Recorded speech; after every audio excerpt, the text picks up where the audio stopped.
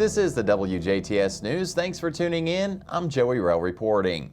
3 Jasper residents, 33-year-old Shayna Young, 40-year-old Nathan Flack, and 25-year-old Colton Norman were arrested last Thursday night on multiple charges of child molesting. The 3 were indicted on Tuesday, March 15th by a DuBois County grand jury, which convened on February 9th. The Jasper Police Department initiated an investigation into allegations reported in March of 2020. After hearing testimony from nearly 24 witnesses and viewing hours of videotaped interviews, the grand jury indicted Young, Flack, and Norman on the following charges: 3 counts of child molesting, level 1 felonies, 2 counts of child molesting, level 4 felonies. Young and Flack were each charged with 2 counts of neglect of a dependent, a level 6 felony. All 3 subjects were lodged in the DuBois County Security Center. Governor Eric Holcomb announced last week the next steps in a new program to collect and dispose of hazardous firefighting foam that contains PFAS, a known contaminant. About 200 fire departments have already signed on to participate and have identified about 50,000 gallons of the foam that will be safely disposed of at no cost to the department. Fire departments across the state can register for this free program by visiting the Indiana Department of Homeland Security's website at dhs.in.gov. The program is a partnership between IDHS and the Indiana Department of Environmental Management. The Indiana Class B Foam Collection Initiative makes Indiana one of the only handful of states in the country to create a PFAS foam disposal program. This program allows the state to offer a free pickup and environmentally friendly disposal service, which saves fire departments thousands of dollars in disposal costs while protecting Hoosiers and the Indiana environment. The initiative was launched by Governor Eric Holcomb, State Fire Marshal Joel Thacker, and IDM Commissioner Brian Rockensus last week during a kickoff event with the fire department statewide hosted at the Greensburg Fire Department in Decatur County. PFAS are widely used, long-lasting chemicals, components of which break down very slowly over time.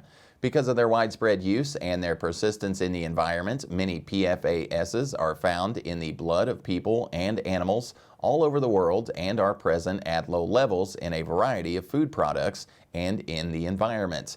Extended exposure to PFAS chemicals has been linked to 4 of the top 8 types of cancer most common to firefighters: testicular, prostate, mesothelioma, and non-Hodgkin's lymphoma. In 2020, Indiana law prohibited the use of PFAS foam for any training purposes. To bring more awareness to cardiovascular diseases, Memorial Hospital and Healthcare Center is sponsoring a combination PAD, AAA, and stroke screening on Wednesday, April 6th.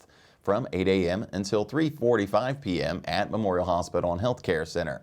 The cost of the screening is $90 and pre-registration is required.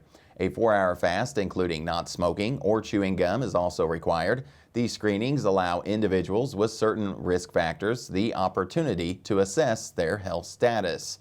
PAD is the narrowing or blockage of the vessels that carry blood to your organs and limbs. Nearly 20% of those affected by PAD will experience a heart attack, a stroke, or hospitalization.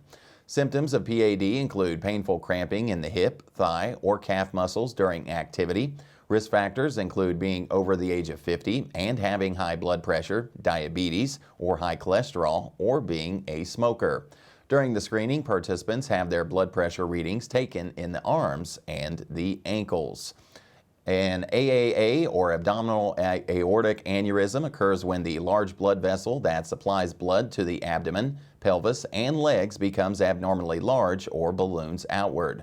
An AAA can develop in anyone, but it is most likely to occur in males over the age of 60. Aneurysms usually develop slowly over many years and often have no symptoms. However, the most common symptom of AAA is pain in the abdomen or lower back, severe, sudden, persistent, or constant. Risk factors include being over the age of 60, having a history of smoking, high blood pressure, high cholesterol, or a family history of aortic aneurysm. Major risk factors for stroke include high blood pressure, elevated cholesterol, heart disease, diabetes, smoking, peripheral arterial disease, atrial fibrillation, and a family history of stroke. TIAs carotid artery disease or being over the age of 55. During a stroke screening, blood pressure is measured and a monitor strip of the heart's rhythm is obtained. Then a quick ultrasound scan is done of the carotid arteries. To register or for more information, please call Memorial Hospital's Philip R. Dawkins Heart and Vascular Center at 812-996-0553. A brief medical history will be collected to determine eligibility for the screenings.